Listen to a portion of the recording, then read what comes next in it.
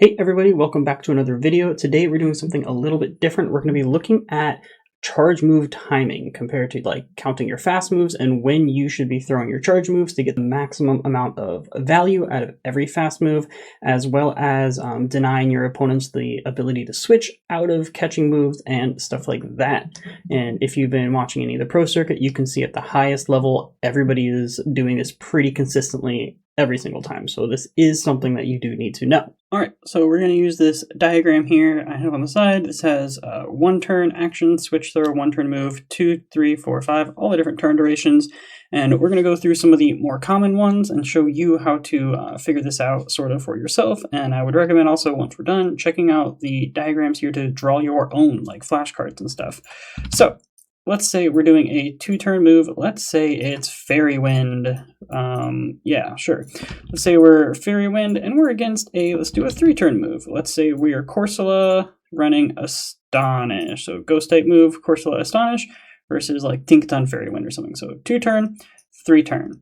So the most important takeaway here from the entire video, we're going to do it right up front, this block here.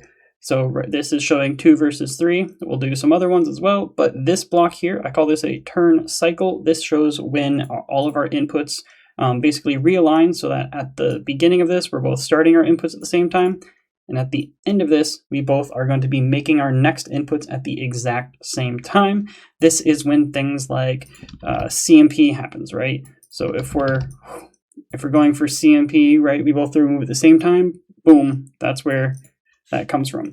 But the whole point of this is to figure out how to not have to throw your move at the same time so you can guarantee that you get your charge move in. So we're going to leave the turn cycle here, right? But then what about throwing? So if I'm Tinkaton and I need to throw a Gigaton Hammer, well, look at this beautiful little block right here.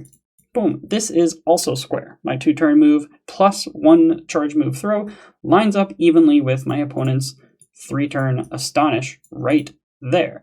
So the entire sequence, right, could look like this. So we have my 3 Fairy Winds plus the opponent's 2 Astonishes line up quite nicely with, boom, my next turn cycle begins, I throw 1, and I throw.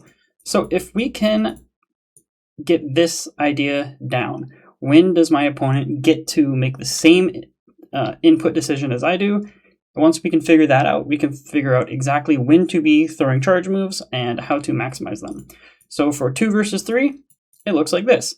What if we invert it? What if I am the 3-turn move, right? So I'm going to go 1. Let's take a couple of these. Let's put the Astonish down there. We're going to do 1 and throw. So this block at the top is the same for either side, just flip it upside down, right? And if I'm throwing the Astonish, I'm probably going to do 1 and throw, so I get it there.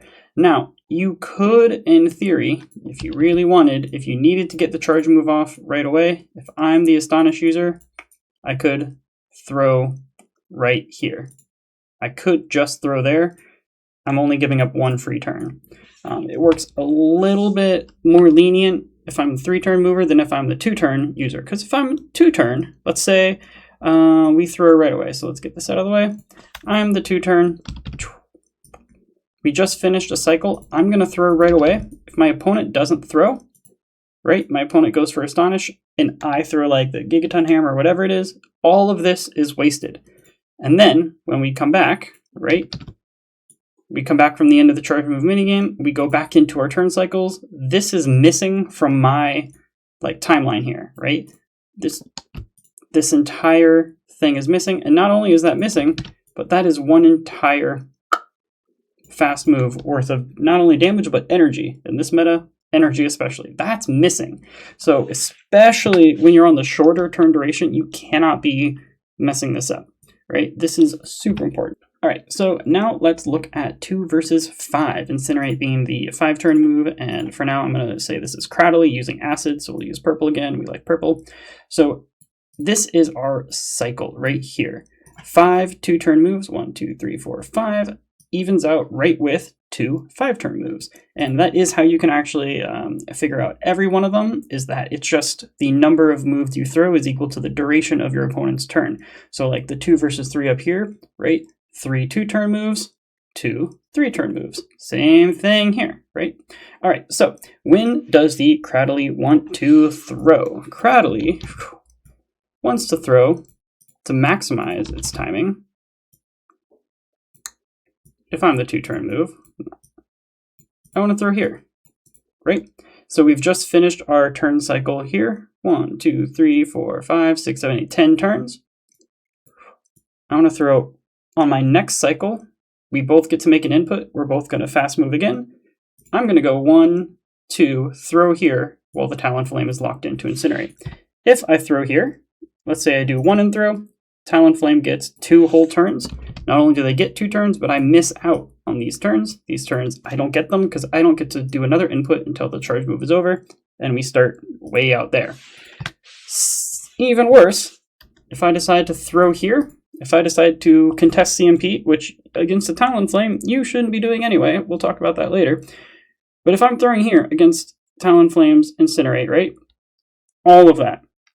Not only is it that Talonflame gets that, but that is equal to 4 whole turns, which is 2 of these.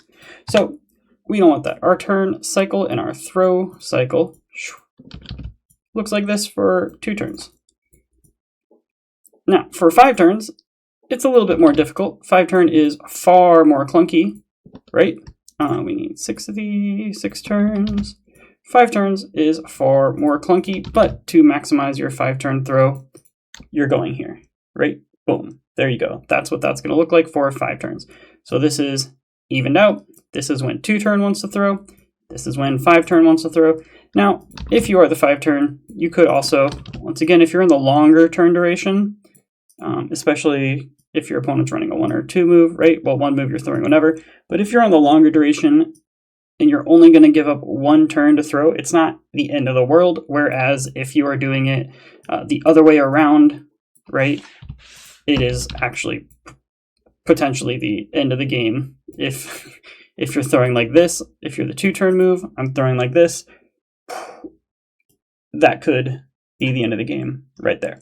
We will do one more that doesn't line up. What do you do when the thing does not line up? 2-turn versus 4-turn. Let's say this is a Volt Switch, because that's the 4-turn move you're going to see. This will not line up, right? There's no way for this to line up for either the 2-turn or the 4-turn. Let's say we throw there, boom, they get 1 free turn. That's fine. Our turn cycle is a nice and even 2. 2 plus 2 is 4. 4 plus 0 is 4. It lines up quite nicely there. If we keep going, so 2-turn always wants to throw in the middle of the 4-turn movement. You're going to do, once your turn cycle lines up, you're going to do 1 and throw. If you're the 2-turn and you do something silly like this, 2 and throw, boom. All of this, free Volt Switch, GG's, right? You don't want that.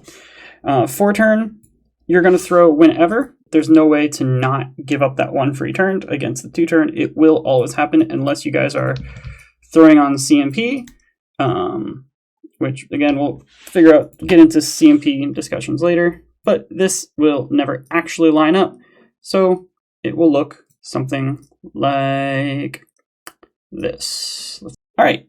So yeah, you can do the same for 3 versus 5, all of that.